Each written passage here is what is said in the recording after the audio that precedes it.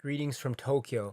I hope you're well. I just wanted to make this quick video because I've just seen the Halloween trailer that dropped on YouTube. Now, I've seen it about 5 times, and I am. Mm, I am not disappointed by the trailer. I think it looks very promising. Um, However, I'm not quite 100% on board. I'm still in the sort of Uh, yeah, I'm still needing a bit of more convincing.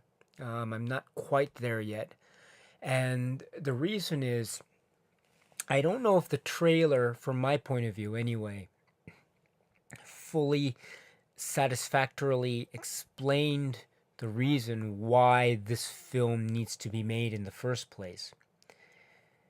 Halloween is a very peculiar horror film franchise, right? Because, you have this interesting anomaly that is Halloween 3, which basically treats.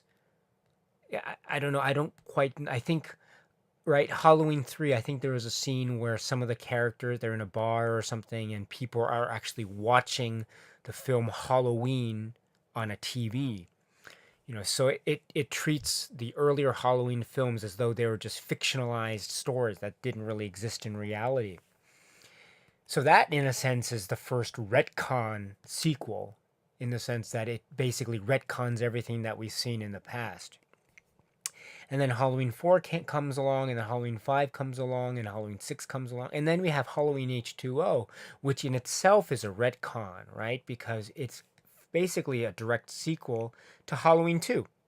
And as such, it disregards all the stuff that happens, more or less. It disregards all the stuff that happens in Halloween 3 and Halloween 4 and Halloween 5 and Halloween 6, right?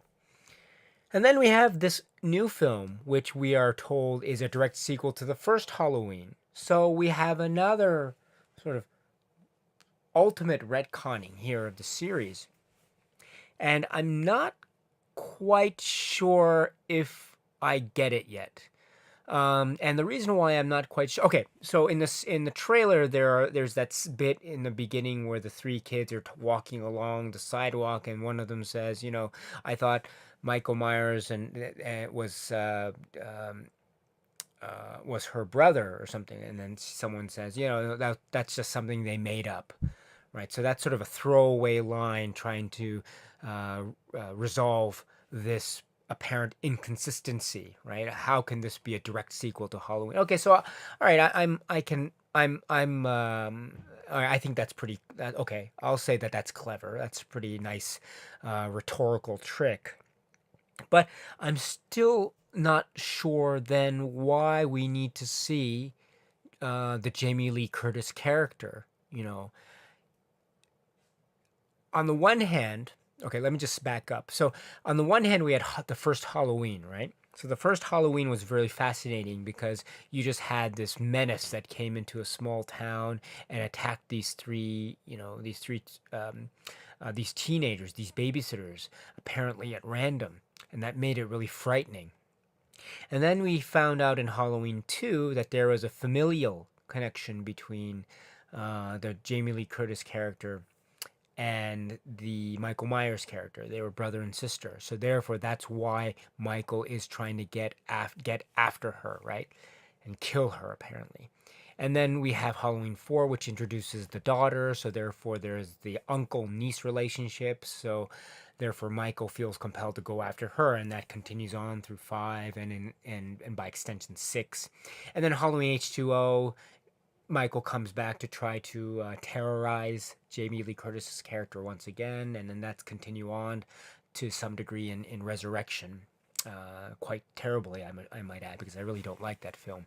And then we have the next retcon I forgot to mention, which is the Rob Zombie Halloween and its subsequent sequel, Halloween 2, which also keeps intact the whole brother sister familial relationship, which I really think is interesting. But you understand that once you introduce that plot element, it automatically shrinks the universe down. It makes the universe much smaller, and it makes the possibilities for Michael to do what he does. It uh, limits those possibilities because you're only left within that parameter and framework of, okay, we need Michael and we need some family member, and that's the way we can explain his motivation to kill, which is on the one hand fascinating, but on the other hand, it makes the universe very small. Okay, so therefore, in order to unburden oneself from that, well, burden, the idea then is, let's take away that familial relationship from the plot and let's just make Michael Myers just another, killer who's killing at random, which is a very frightening plot device, which is exactly what Halloween is in and of itself, without the extra added plot paraphernalia that comes with Halloween 2 and beyond. So if that's the case, then this new film, being a direct sequel from Halloween, has, I think, a lot of great potential, right? Because you are now free from this plot burden, as it were. You don't have to make any brother-sister relationship, etc. So I think on the one hand, there's a lot of freedom and a lot of possibility, therefore, that this new film can go in. But at the same time, though, Jamie Lee Curtis is back in this new film. Now, when I heard that news for the first time, I didn't quite know. I wasn't quite sure. That seemed to me to be a kind of a little bit of a contradictory element to the this other element that I described before about how this is a direct sequel to the first Halloween, and therefore they are unburdening themselves from the burden of the plot point of needing a familial relationship, right? They've taken the familial relationship away, and yet Michael Myers and Jamie Lee Curtis character meet once again. So that seems like a very it's still, I don't know, it still feels like a very limited universe. So I must admit to not quite understanding what the approach of this new film is. Is it really? I don't know. It feels, I'm very confused actually, and I don't want to be because I really want to like this film. But I admit to being a little bit confused and not quite sure yet what the direction of this new film is.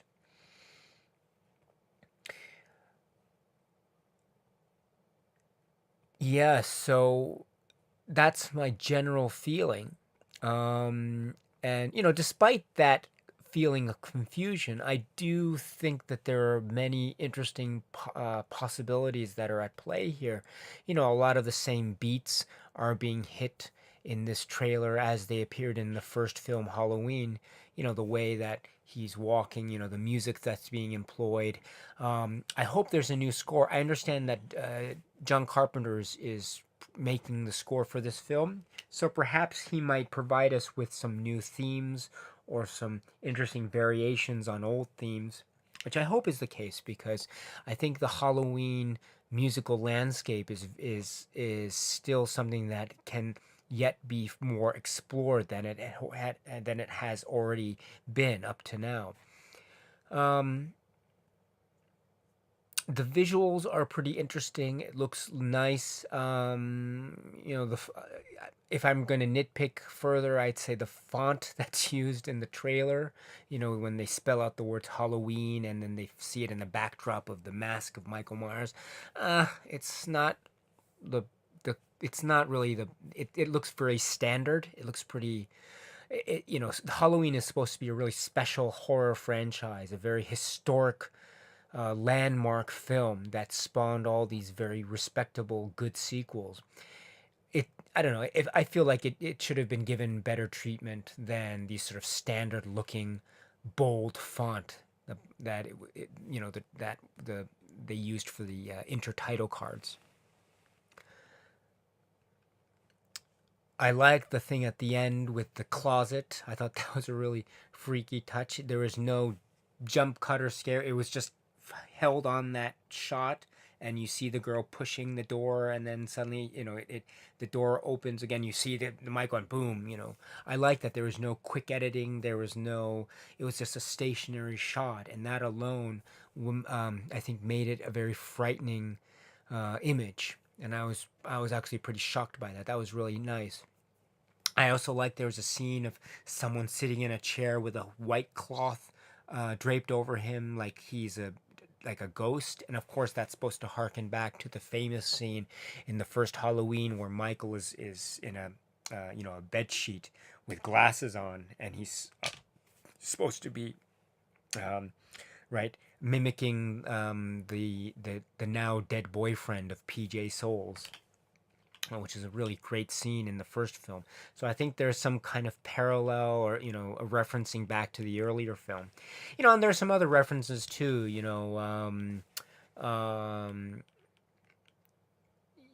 maybe the scene where there's the car in the nighttime, and you see it come up to like the bus that's been, I don't know, crashed or something, and you see all these people in white kind of inmate gowns walking around on the street. So that's very reminiscent of the first film as well.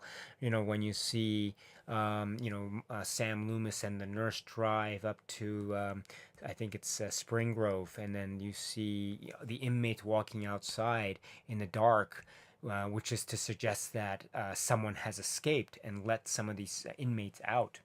And the person that escaped is actually Michael. So it's a pretty.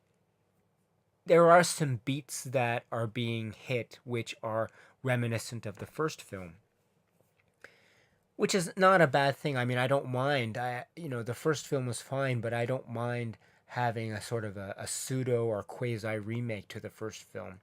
Um, that's perfectly fine with me. It's just, again, I go back to my original point, which is if you're trying to make a direct sequel to Halloween, I think that's the perfect opportunity to free yourself in order to try different directions. But if you're hitting the same beats or similar beats as the first film, how is that, I don't know, making blazing a new trail in a different direction? I don't know. So I'm getting a lot of mixed messages from this trailer and from the news that I've heard accumulated up to now. Is it trying to be a new thing? I thought it was, but now that I look at it, I understand that it's probably not going to be a new, fresh look at the Halloween mythos, but in fact, it's going to be maybe something that is more akin to, more of the same, which is not a bad thing. I'm not saying that that's a bad thing at all. I think that's a really promising thing, and that's a good thing if it's done well. But again, I am not on board yet, but I would like to be, and I'm still open to the possibility of, my mind being changed between now and the time the film is released. So yeah, it's still early days for me yet on this Halloween film, but yeah, I don't think.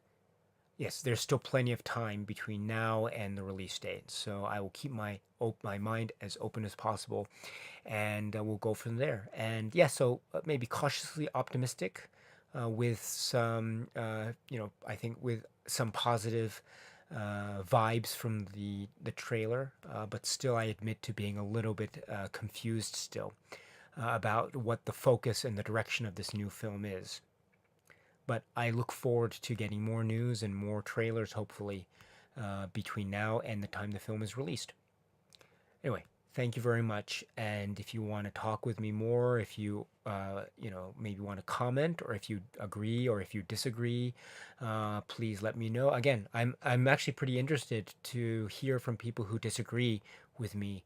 Again, I don't want to antagonize anyone who disagrees with me. I'd love to hear your opinions and views. I think those are really interesting to me. That might help me look at the trailer from a different light and might inspire me to be more enthusiastic about it. Anyway, so thank you very much. And if you want to talk Halloween or anything else with me, please let me know. You can make a comment here, or you can reach me on Facebook. I'm very happy to talk.